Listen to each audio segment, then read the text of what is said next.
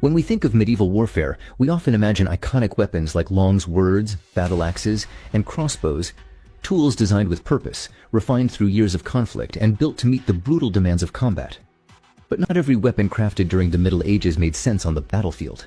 In fact, some were so impractical, dangerous to the user, or simply over-designed that it's hard to believe they were ever considered functional. These strange creations came from a mix of experimentation, fear, desperation, or sometimes pure showmanship. While a few may have had limited use in specific situations, most failed to deliver what they promised. Some were too heavy to wield properly. Others tried to combine features that didn't work well together, and a few were simply more dangerous to the soldier carrying them than to the enemy. This list explores 10 such weapons, designs that, despite their creativity or intimidating appearance, probably shouldn't have made it off the workbench. Number 1. The Lantern Shield. The lantern shield is one of the most unusual weapons to come out of late medieval and early Renaissance Europe. At first glance, it looks inventive, maybe even clever, a compact buckler shield with a built-in lantern, sometimes featuring spikes, blades, or even mechanisms to hold small secondary weapons. But when examined closely, especially in the context of real medieval combat, the design starts to raise more questions than answers. This object was not developed during the high medieval period of full-scale armored battles and siege warfare, but later, in a time when duels and urban self-defense played a greater role in how people approached fighting. Even so, the lantern shield's purpose was more theoretical than practical, and, in many ways, it was a solution to a problem that barely existed. The idea behind it was rooted in the belief that blinding or distracting an opponent at night with a direct light source could give a critical advantage, especially in street fights or ambushes. The lantern was often mounted within a protective housing behind a small shutter or grill, and the user could open or direct the light when needed. However, there's an immediate and obvious issue: actual battles during the medieval era, whether between knights, foot soldiers, or mercenaries, almost never took place at night. The reasons were both strategic and practical. Darkness reduced visibility for everyone, disrupted formations, and increased the risk of confusion or friendly fire. Night fighting was avoided unless it was a stealth operation, in which case a visible lantern would be a liability, not an asset. In that regard, the main selling point of the weapon already didn't hold up in most real scenarios. Moreover, adding a light source to a shield turned what should be a reliable, sturdy piece of protective equipment into a fragile and complicated device.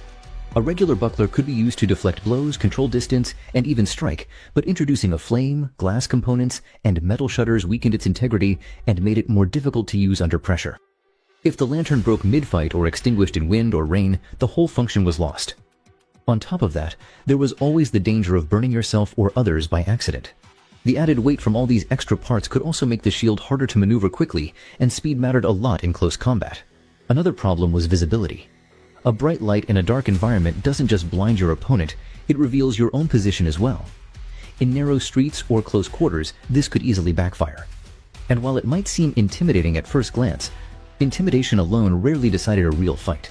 The spiked variants of the lantern shield might seem more useful, offering offensive potential, but realistically, the spikes were short, awkwardly placed, and rarely improved performance in combat. If you needed to attack with your shield, there were better options available, like a targe or heater shield reinforced with studs or steel edging.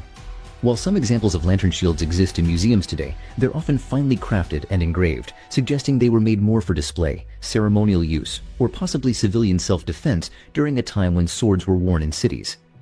Their artistic detailing hints that their role was as much symbolic as practical. Some historians believe they may have even been used for night patrols or guarding, rather than dueling or battlefield fighting. Whatever the case, they never became standard issue in any army, and there's no reliable evidence that they ever made a meaningful impact in real combat situations. Number 2. The triple crossbow. The triple crossbow stands out as one of the more extravagant and over-engineered attempts to enhance ranged firepower during the later medieval and early Renaissance periods. Designed with 3 horizontally stacked bow mechanisms, the weapon was meant to fire multiple bolts either in rapid succession or simultaneously. On paper, the idea of increasing output without reloading seemed like a step toward battlefield efficiency. In practice, though, it introduced more complications than advantages. One of the main issues was weight. The added structure required to hold 3 bows together made the weapon significantly heavier than a standard crossbow, making it harder to carry, aim, and reload quickly in any kind of combat setting. Reloading was another major flaw. Crossbows already required mechanical assistance to draw the string, usually through a windlass or cranking device, especially when designed with a powerful steel prod. With the triple crossbow, each individual bowstring had to be drawn and set separately. This meant triple the time, triple the effort, and more opportunity for malfunction.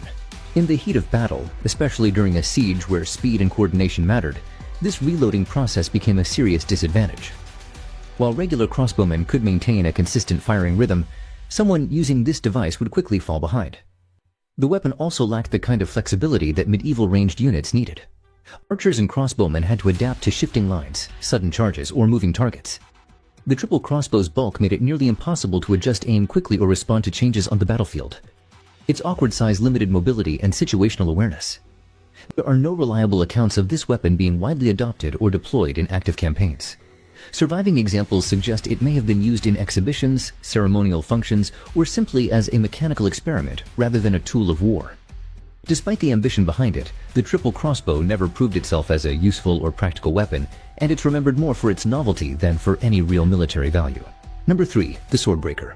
Among the more unusual sidearms developed during the late Middle Ages and Renaissance, the swordbreaker dagger is often cited as an innovative yet ultimately impractical invention. At first glance, the design seems clever, featuring deep, comb-like notches along one side of the blade.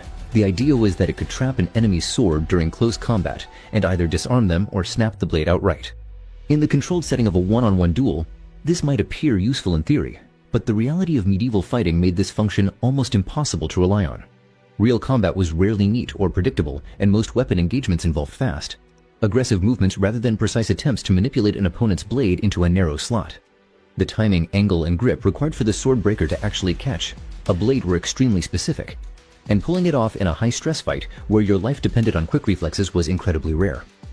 Additionally, despite its name, the swordbreaker rarely had the strength or leverage to actually snap a full-length sword, especially ones made from quality tempered steel. Blades weren't brittle, and unless the opponent's weapon was already damaged or extremely thin, the idea of breaking it on contact was more myth than fact. In practice, the notches often made the dagger weaker overall and more prone to bending or catching on armor and clothing. Many surviving examples of swordbreakers show signs that they were never used heavily, supporting the idea that these weapons were more ceremonial or symbolic in purpose. Some were ornate, suggesting they might have been carried by wealthy individuals more as status items than as reliable tools of war. Standard parrying daggers, which had plain but sturdy designs, remained far more common among duelists and soldiers alike. They offered better control, faster movements, and greater versatility. The swordbreaker, while visually distinct and historically interesting, likely served more as a theoretical concept or specialized dueling accessory rather than a battlefield innovation. It's a good example of how medieval weapon design sometimes prioritized novelty over function, especially during periods where public duels and fencing schools were gaining cultural importance. Number 4. The giant flail. The giant flail is often imagined as a dramatic weapon, massive wooden handle, long chain, and a brutal spiked iron ball swinging at the end. It appears frequently in illustrations, video games, and reenactments, but when studied in the context of actual medieval warfare, this exaggerated version of the flail starts to look more theatrical than functional. While flails did have a basis in reality, especially in their earlier forms, adapted from agricultural threshing tools, the enormous versions often depicted were not practical for combat. Their size and mechanics introduced far more problems than advantages on the battlefield. A standard flail used in war had a shorter chain and was much more controlled, designed for striking around shields or targeting lightly armored opponents. However, when scaled up with longer chains and heavier heads, the weapon became less predictable and more dangerous for the person using it. One major issue was control. In tightly packed formations, where most medieval soldiers fought shoulder to shoulder, swinging a large weapon on a chain was risky. It could easily strike allies or bounce back, especially if it hit a shield at an angle or was deflected. The lack of precise targeting also made it ineffective in many tactical situations. A sword, spear, or axe allowed for deliberate, aimed strikes, but a giant flail relied on momentum and space, two things rarely available in close quarters. There's also the problem of recovery time. After each swing, the flail had to complete its arc and be brought under control again, during which time the wielder was vulnerable. If the head of the flail got caught on a shield rim, wrapped around a limb, or embedded in a piece of armor, it could get stuck and become useless. Moreover, training with such a weapon was limited. While knights and men-at-arms trained extensively with swords and polearms, there's little evidence of formal instruction for flail use, especially the oversized versions. Most references to giant flails appear in later artistic representations rather than military records. Real soldiers valued reliability, repeatable technique, and control, especially in chaotic battlefield environments. A giant flail failed to deliver on all three. Its visual impact might have had some use in intimidating less disciplined forces, but as a practical weapon in structured combat, it simply didn't hold up. It's likely that many of the largest flails we see today in collections or reproductions were ceremonial, symbolic, or even invented post-medieval to represent the brutality of an imagined Middle Ages rather than anything grounded in functional design. Number 5. The man-catcher. The man-catcher is one of those medieval weapons that immediately catches attention for its unusual form and purpose, a polearm ending in a split, semicircular metal frame, often spiked on the inside, designed not to kill but to trap and restrain. While most medieval weapons were crafted with efficiency in mind, either to cut, pierce, or crush, the man-catcher had a different role. Its primary function was to capture individuals, usually nobles, commanders, or otherwise valuable targets, without inflicting fatal injuries. This concept, while tactically interesting and specific, controlled situations such as ambushes or during a siege when a high-ranking figure might be seized